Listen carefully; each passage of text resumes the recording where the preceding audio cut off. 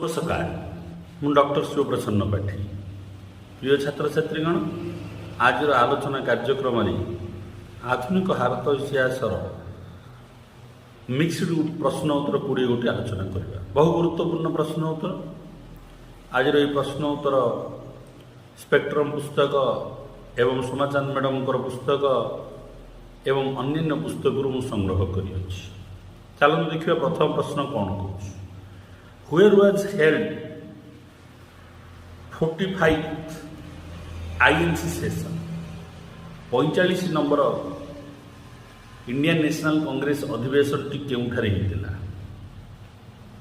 लाहौर कराची रावलपिंडी बेलुचिस्तान तो पिला माने एक नंबर रो उत्तर हम बी कराची कराची रे कोन हितिला पिला माने 45th माने 45 number Indian National Congress conference हितला who was the president of Karachi session in 1931 पिला माने 1931 कराची सेशन दा होची 45 नंबर कराची सेशन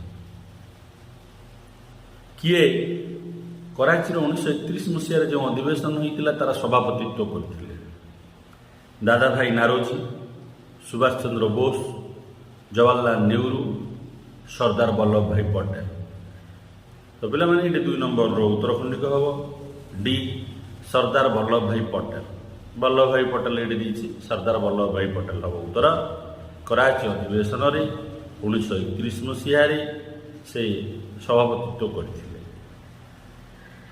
तापर वर्तमान आम देखिए पिला माने 3 number in which session of INC demanded fundamental rights and duties INC रो को अधिवेशन रे फंडामेंटल राइट्स और ड्यूटीज ऊपर डिमांड करा जाइथिला मुंबई हैदराबाद कलकत्ता कराची 3 रो भी उत्तरटा पिला माने डी कराची तार अर्थ 45 नंबर अधिवेशन कराची रे हितिला 1931 मसीहा रे हितिला तार सभापतित्व करथिले सरदार वल्लभ भाई पटेल जेउठारे कि fundamental rights and duties demand करा जाइथिला अत्यंत गुरुत्वपूर्ण पिला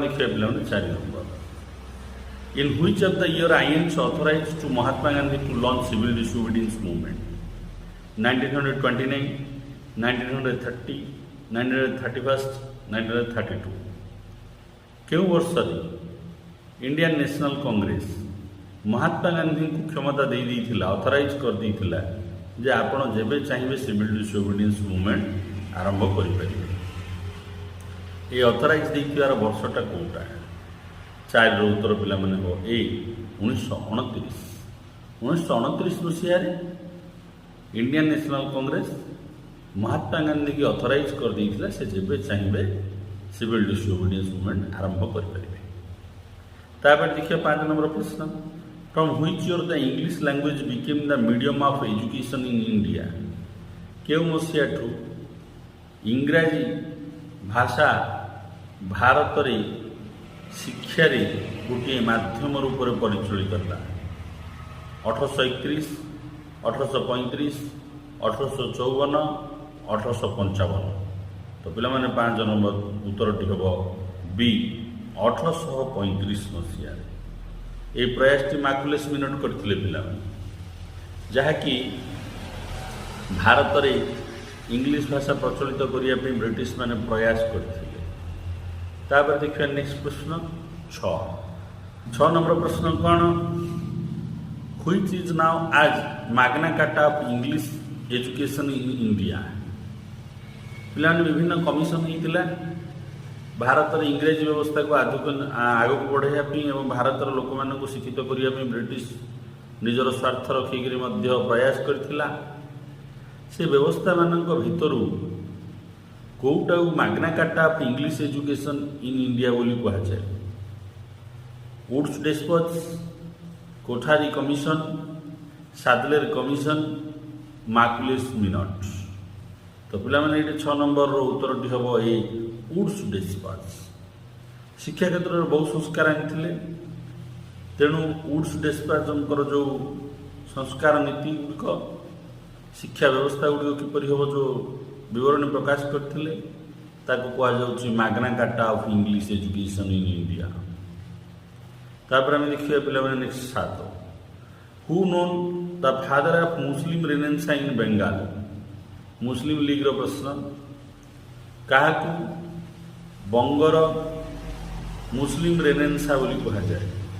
ମାନେ ମୁସଲିମ ମାନଙ୍କ ମଧ୍ୟରେ ନବଜାଗରଣ ଆଣିଥିଲେ ବଙ୍ଗରେ, କାହାକୁ କୁହାଯାଏ? ସାର୍ ସୟଦ ଅହମଦ ଖାନ, ଅମିର ଅଲି, ନବାବ ଅବଦୁଲ୍ଲା, ଲତିଫ ଖାନ, ନବାବ ସାଲିମୁଲ୍ଲା ଖାନ। ତ ପିଲାମାନେ ଏଠି 7 ନମ୍ବରର ଉତ୍ତରଟା ହେଉଛି ବି ଅମିର ଅଲି। ଏହି ପ୍ରଶ୍ନଟି ମୁଁ ପ୍ରତିଯୋଗିତା ଦର୍ପଣରୁ ଆଣିଅଛି ପିଲାମାନେ। ଆପଣମାନଙ୍କର ମୁସଲିମ ଲିଗ୍ ସହିତ ଏ ସମ୍ପର୍କ ରିଲେଟେଡ୍ ପ୍ରଶ୍ନ। ତ ଅମିର ଅଲିଙ୍କୁ କୁହାଯାଉଥିଲା father of Muslim renaissance in Bengal. ତାପରେ ଦେଖିବା 8 ନମ୍ବର ପ୍ରଶ୍ନ। ଇନ୍ ହୁଇଚ୍ ଇୟର ଫାଉଣ୍ଡେଡ୍ ଅମିତ୍ୟ ସଭା। ଅମିତ୍ୟ ସଭା କେବେ ପ୍ରତିଷ୍ଠା ହେଇଥିଲା? 1814, 1815, 1816, 1817। ତ ପିଲାମାନେ ଏଇଟା 8 ନମ୍ବରର ଉତ୍ତରଟି ହେବ ସି 1816 ମସିହାରେ ଅମିତ୍ୟ ସଭା ପ୍ରତିଷ୍ଠା ହେଇଥିଲା। ରାଜା ରାମମୋହନ ରାୟଙ୍କ ବିଷୟରେ ଯଦି ଆସେ ଏହା ରିଲେଟେଡ୍ ପ୍ରଶ୍ନ ପଚାରିଦେବ ପିଲାମାନେ। କେବେ ପ୍ରତିଷ୍ଠା ହେଲା ଅମିତ୍ୟ ସଭା? 1816 ମସିହାରେ। 8 ନମ୍ବର ଉତ୍ତରଟି ହେବ ସି। ତାପରେ ଦେଖିବା 9 number. Who was the founder of ଅମିତ୍ୟ ସଭା? ଦେବନାଥ ଟାଗୋର, ରାଧାକାନ୍ତ ଦାସ, ରାଜା ରାମମୋହନ ରାୟ, MG ରାନାଡେ। 9 ନମ୍ବରର ଉତ୍ତରଟା ପିଲାମାନେ ହେବ ସି ରାମମୋହନ ରାୟ ବା ରାଜା ରାମମୋହନ ରାୟ। ସେ ପ୍ରତିଷ୍ଠାତା ଥିଲେ ଅମିତ୍ୟ ସଭାର। ତାପରେ ଆମେ ଦେଖିବା ପିଲାମାନେ ନେକ୍ସଟ 10 ନମ୍ବର ପ୍ରଶ୍ନ। ହୁଏର୍ ଫାଉଣ୍ଡେଡ୍ ଅମିତ୍ୟ ସଭା? କେଉଁଠାରେ ଅମିତ୍ୟ ସଭାଟି ପ୍ରତିଷ୍ଠା ହେଇଥିଲା? ବମ୍ବେ, କାଲକାଟା, ପୁନେ, ମାଡ୍ରାସ। 10ର ପିଲାମାନେ ଉତ୍ତରଟି ହେବ ବି କାଲକାଟା। କାଲକାଟାରେ ଅମିତ୍ୟ ସଭା ପ୍ରତିଷ୍ଠା ହେଇଥିଲା। ଅମିତ୍ୟ ସଭା ପ୍ରତିଷ୍ଠା ଯେଉଁ କରାଯାଇଥିଲା ତାର ନେତୃତ୍ୱ ନେଇଥିଲେ ରାଜା ରାମମୋହନ ରାୟ ବା ଫାଉଣ୍ଡର ଥିଲେ।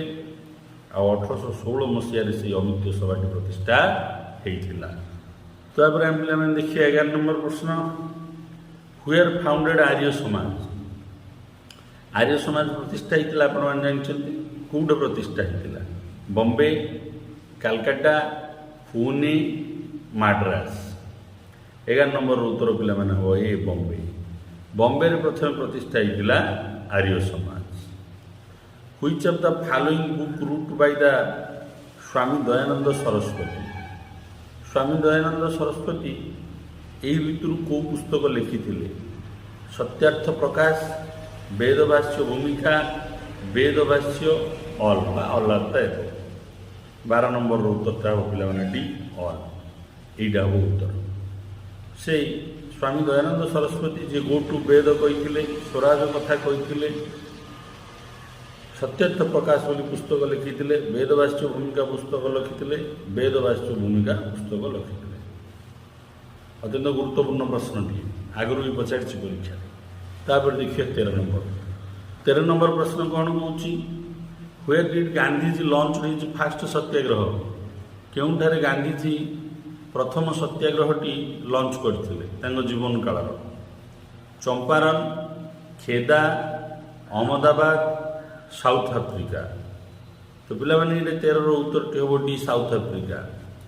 ଚମ୍ପାରନ ହେବନି ପିଲାମାନେ, କାହିଁକି ନା ଚମ୍ପାରନଟା ଇଣ୍ଡିଆରେ, କିନ୍ତୁ ସାଉଥ ଆଫ୍ରିକାରେ ତାଙ୍କ ଜୀବନର ପ୍ରଥମ ସତ୍ୟାଗ୍ରହ ସେ ଲଞ୍ଚ କରିଥିଲେ।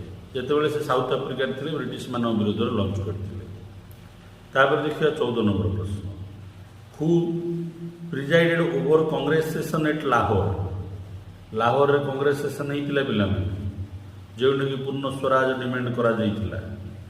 ସେହି କଂଗ୍ରେସ ସେସନ୍ର ଅଧିବେଶନରେ କିଏ ସଭାପତିତ୍ୱ ବରଣ କରିଥିଲେ? ମୋତିଲାଲ ନେହେରୁ, ଜବାହରଲାଲ ନେହେରୁ, ମହାତ୍ମା ଗାନ୍ଧୀ, ମୌଲାନା ଆଜାଦ।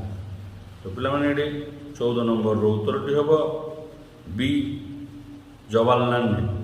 ଜବାହରଲାଲ ନେହେରୁ କଂଗ୍ରେସର ଲାହୋର ଅଧିବେଶନର ସଭାପତିତ୍ୱ କରୁଥିଲେ, ଯେଉଁଠାରେ କି ପୂର୍ଣ୍ଣ ସ୍ୱରାଜ ଡିମାଣ୍ଡ କରାଯାଇଥିଲା। ତାପରେ ଦେଖିବା ପିଲାମାନେ ଆମେ 15 ନମ୍ବର ପ୍ରଶ୍ନ। ହୁ was the viceroy of India during the civil ଡିସୋବିଡିଏନ୍ସ movement? ପିଲାମାନେ ମନେ ରଖିଥିବେ ଯେତେ ଯାକ ନ୍ୟାସନାଲ୍ ମୁଭମେଣ୍ଟ ହେଇଛି ସେ ମୁଭମେଣ୍ଟ ସମୟରେ କିଏ ଭାଇସରୟ ଥିଲା ମନେ ରଖିବେ। ଏଇଟା ଗୋଟେ କି question, top question.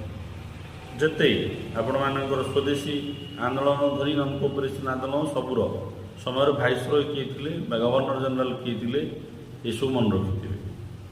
Who was the viceroy during the civil ଡିସୋବିଡିଏନ୍ସ movement.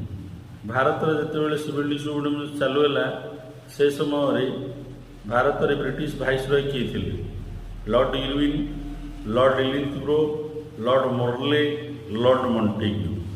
15 ନମ୍ବରର ପିଲାମାନେ ଉତ୍ତରଟି ହେବ A Lord Irwin. Lord Irwin ସେ ସମୟରେ ଭାରତର ଭାଇସରୟ ଥିଲେ।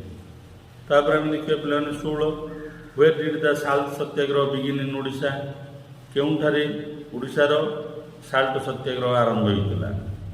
ରମ୍ଭା, ଏରାନ, ଗୋପାଳପୁର, ଇଞ୍ଚୁଡ଼ି। ପିଲାମାନେ ଏ ସବୁ ଜାଗାରେ ସାଲ୍ଟ ସତ୍ୟାଗ୍ରହ ହୋଇଥିଲା ସତ, କିନ୍ତୁ କେଉଁଠି ପ୍ରଥମେ ଆରମ୍ଭ କରାଯାଇଥିଲା, ସ୍ଥିର କରାଯାଇଥିଲା ସାଲ୍ଟ ସତ୍ୟାଗ୍ରହ ପାଇଁ? 16 ନମ୍ବରରେ ଏଠି ଉତ୍ତରଖଣ୍ଡିକ ହେବ ପିଲାମାନେ ଡି ଇଞ୍ଚୁଡ଼ି, ଯେଉଁଟାକୁ କୁହାଯାଉଛି ଭାରତର ଦ୍ୱିତୀୟ ଦାଣ୍ଡି। ଇଞ୍ଚୁଡ଼ିଠାରେ ପ୍ରଥମ ଲବଣ ସତ୍ୟାଗ୍ରହ କରାଯାଇଥିଲା। ଲବଣକୁ ଭାଙ୍ଗି ବ୍ରିଟିଶର ଆଇନକୁ ଅମାନ୍ୟ କରାଯାଇଥିଲା। ତାପରେ ଆମେ ଦେଖିବା ପିଲାମାନେ 17 ନମ୍ବର ପ୍ରଶ୍ନ କ'ଣ କହୁଛି? In which place Acharya Harihar broke the salt law first time. Acharya Harihar ପ୍ରଥମ ଥର ପାଇଁ କେଉଁଠାରେ ଲବଣ ଆଇନ ଭଙ୍ଗ କଲେ? ଇଞ୍ଚୁଡ଼ି, ଗୋପାଳପୁର, ପିପିଲି, ରମ୍ଭା।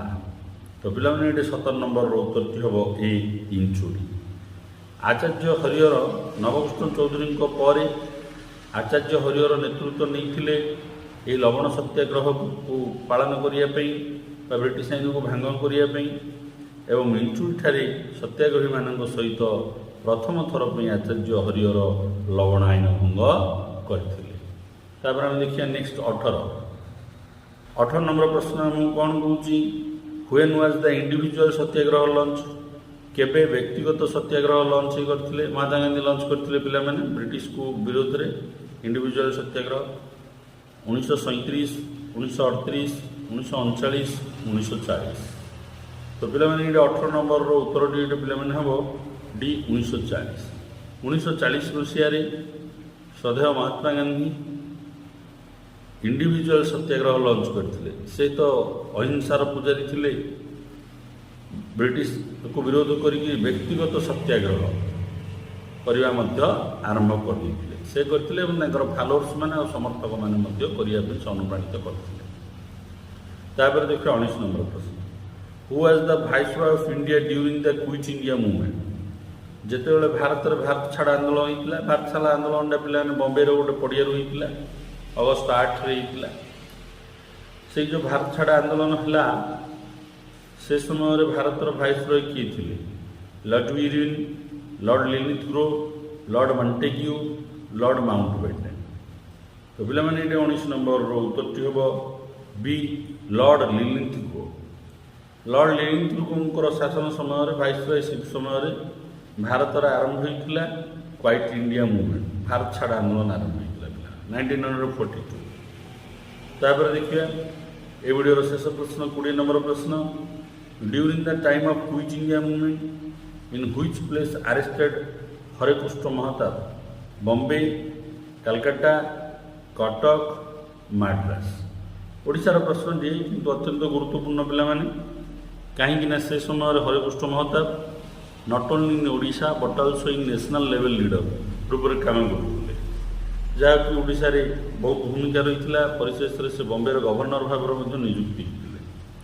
ଯେତେବେଳେ ଭାରତ ଛାଡ଼ ଆନ୍ଦୋଳନ ହୋଇଥିଲା, ଭାରତ ଛାଡ଼ ଆନ୍ଦୋଳନ ସମୟରେ ହରେକୃଷ୍ଣ ମହତାବଙ୍କୁ ବ୍ରିଟିଶମାନେ କେଉଁ ସ୍ଥାନରେ ଆରେଷ୍ଟ କରିଥିଲେ? ବମ୍ବେରେ, ନା କାଲକାଟାରେ, ନା କଟକରେ, ନା ମାଡ୍ରାସରେ? ମନେ ରଖନ୍ତୁ, ଇଏ ଜଣେ ନେତା ଯିଏକି ବାହାରେ ଆରେଷ୍ଟ ହୋଇଥିଲେ, ଓଡ଼ିଶାରେ ଆରେଷ୍ଟ ହୋଇନଥିଲେ। 20 ନମ୍ବରର ପିଲାମାନେ ଉତ୍ତରଟି ହେଉଛି ଏ ବମ୍ବେ। ବମ୍ବେରେ ଆରେଷ୍ଟ ହୋଇଥିଲେ କିଏ ପିଲାମାନେ? ହରେକୃଷ୍ଣ ମହତାବ, ଓଡ଼ିଶାର ନେତା, କିନ୍ତୁ ସେ ସାମିଲ ଥିଲେ କ୍ୱାଇଟ୍ ଇଣ୍ଡିଆ ମୁଭମେଣ୍ଟରେ ମୁମ୍ବାଇରେ, ତେଣୁ ସେ ମୁମ୍ବାଇରେ ଆରେଷ୍ଟ ହୋଇଥିଲେ। ମୁଁ ଆଶା କରୁଛି ମୋର ଏ ଆଲୋଚନା ଆପଣମାନଙ୍କର ଆଗାମୀ ପ୍ରତିଯୋଗିତାମୂଳକ ପରୀକ୍ଷାରେ ସହାୟକ। ଭିଡ଼ିଓକୁ ଲାଇକ୍ କରନ୍ତୁ, ଚ୍ୟାନେଲକୁ ସବସ୍କ୍ରାଇବ୍ କରନ୍ତୁ ଏବଂ ସମସ୍ତ ପ୍ରତିଯୋଗିତାମୂଳକ ଗ୍ରୁପରେ ଆକୁ ସେଭ୍ କରନ୍ତୁ। ବନ୍ଦେ ମାତରମ୍।